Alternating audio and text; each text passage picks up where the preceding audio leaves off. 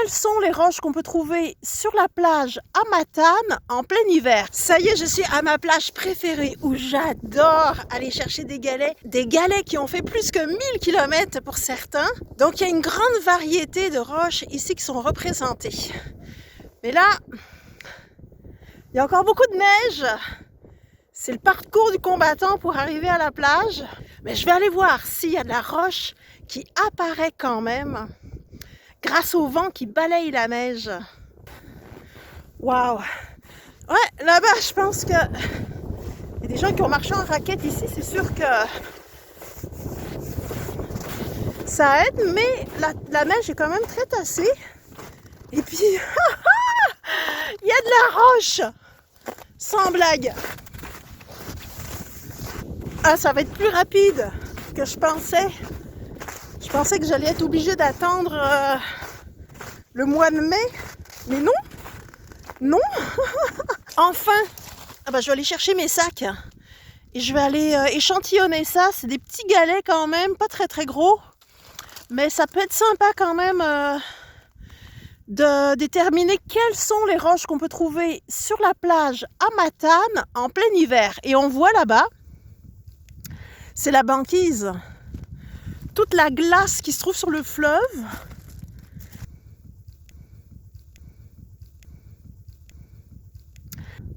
C'est très beau. Et vraiment, on est chanceux aujourd'hui. On va pouvoir regarder les roches qui sont représentées dans ce petit îlot, en fait. On va appeler ça comme ça. Une petite zone dénudée qui va permettre de faire un petit peu de géologie en cette belle journée d'hiver. Qu'est-ce qu'on voit là? Une quartzite avec de l'hématite en nuage. Ça, c'est une superbe roche. C'est une roche fracturée. On voit la fracture de quartz. On voit qu'il y a de la rouille, hein, donc il devait y avoir de la pyrite. Du quartz avec l'encaissant qui se trouve être un schiste. Bon, fantastique. Qu'est-ce qu'on voit d'autre? Ça, c'est un grès schisteux, un grès fracturé aussi.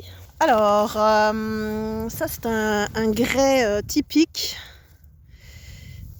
Un grès typique de grain fin. Beau petit galet. Ça, c'est une quartzite.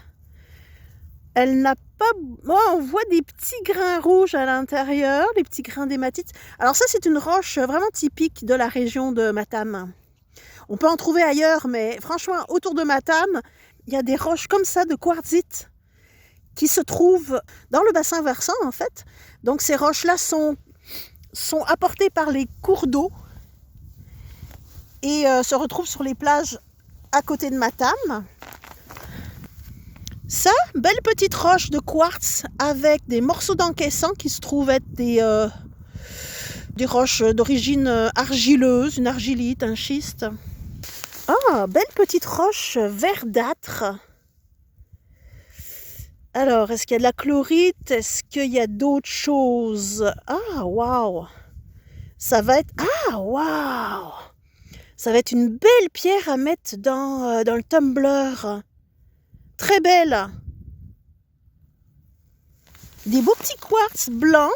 Bon, évidemment, là, la neige est par-dessus, mais non, ils sont vraiment blancs. Très beaux petits morceaux de quartz qui viennent d'ailleurs des grandes fractures de quartz des roches encaissantes. Il y en a un autre ici. Petit quartz avec des morceaux d'encaissant de roches argileuses, des argilites qui ont été fracturées et emportées dans les fractures. Ah, ça c'est un galet. Ah, intéressant, vraiment intéressant. Un morceau de granit parce qu'on retrouve des feldspaths et du quartz. Et en noir, ça a l'air d'être des amphiboles. Oh! Un grès typique fracturé.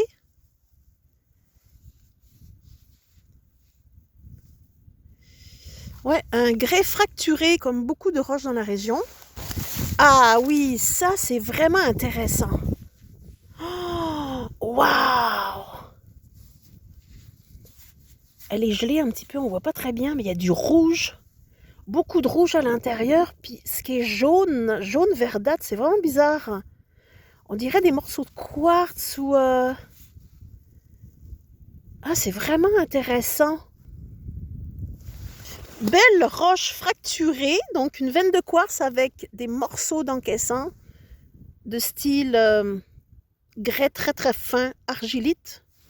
Ça, c'est un grès grossier. On voit les grains qui sont millimétriques. Oui, ça c'est une quartzite. C'est intéressant. Il y a des parties plus graiseuses, en fait, rouges. Ouais. Donc, une quartzite avec des morceaux de grès rouge.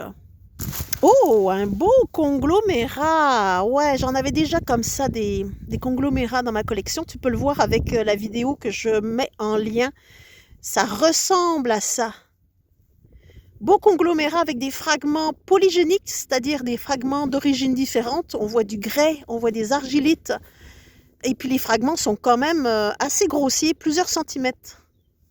Et c'est une roche sédimentaire typique aussi de la région. C'est un schiste coloré en rouge comme ça par l'hématite, et vu que c'est un schiste d'origine argileuse, il est quand même très très fragile. On le retrouve très peu sur les plages alors qu'il est très très représenté dans la région. C'est une roche qui se détruit très facilement, qui s'érode très très très facilement, et on retrouve quelques spécimens comme ça qui sont un peu plus résistants que d'autres. C'est une roche très riche en feldspath. Un petit peu, les petits grains noirs qu'on voit, ce sont des amphiboles. Et très peu de quartz. Le quartz, on le verrait plus en transparence. Et là, ce que je vois, c'est vraiment du rose. Ah oui, ça, c'est beau. C'est une roche magmatique, il y a beaucoup de quartz. Beaucoup de quartz, amphibole. Ouais, très peu de feldspath. Ah, là, je vois un gneiss. Un gneiss, alors j'explique en fait ce que c'est que le gneiss et comment on l'utilise pour des bâtiments dans la vidéo que je te mets en lien. En haut, tu vas voir le lien de la vidéo. Donc ça, c'est un gneiss. On voit un rubannement en fait de minéraux noirs et en alternance avec des minéraux blancs. Ça fait des rubans. Qu'est-ce qu'il y a d'autre comme roche magmatique? Il n'y en a pas tant finalement. Il y a beaucoup de roches fracturées. Beaucoup. Des grès fracturés. C'est très très représenté. C'est très beau à voir d'ailleurs. Ce sont des pierres qui montrent un dessin très très varié en fait. Sur chaque roche, le dessin va être différent. Alors dans les roches fracturées, on a encore un grès très fin avec plein de fractures. Et d'ailleurs que ce grès-là, il a des fragments. Oh, belle petite roche rouge. Celle-là, même en mettant dans le tumbler, ça va être vraiment sympa à voir. Une autre roche magmatique de type granit.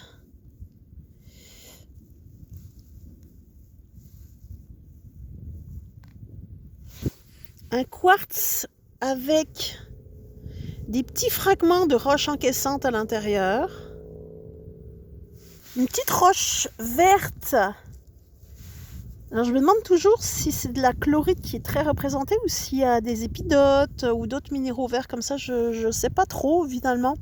Il faudrait le voir au microscope. Il y en a une autre ici, verte aussi. D'ailleurs, on dirait un petit conglomérat très fin. Bon, le morceau est très petit. J'aimerais ça en avoir un plus gros. Oh, c'est un gneiss. Waouh! Et le rubannement est très espacé finalement. Ah ouais, beaucoup de feldspath. Ah, une autre roche verte.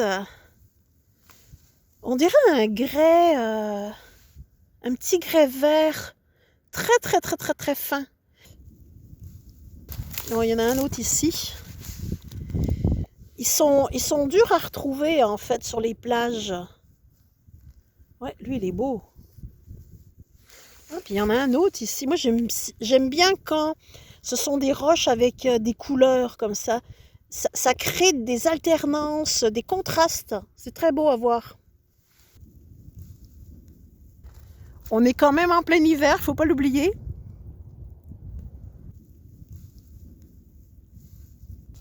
Le fleuve est très calme aujourd'hui.